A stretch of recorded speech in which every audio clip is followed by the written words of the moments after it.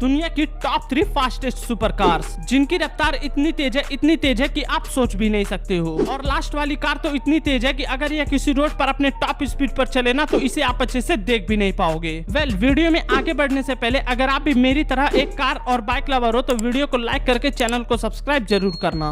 Number 3 पर आती है हेनेसी वेनम F5, जिसकी टॉप स्पीड है 485 किलोमीटर पर आवर, जो कि 0 से 100 किलोमीटर पर आवर की टॉप स्पीड मात्र 2.5 सेकंड्स में ही अचीव कर सकती है। नेक्स्ट नंबर 2 पर आती है Bugatti Chiron super sport 300 plus, जिसकी टॉप स्पीड है 490 किलोमीटर पर आवर। अब लास्ट नंबर 1 पर आती है दुनिया की फास्टेस्ट कार थ्रस्ट SSC, जिसकी टॉप स्पीड है 1228 किलोमीटर पर आवर।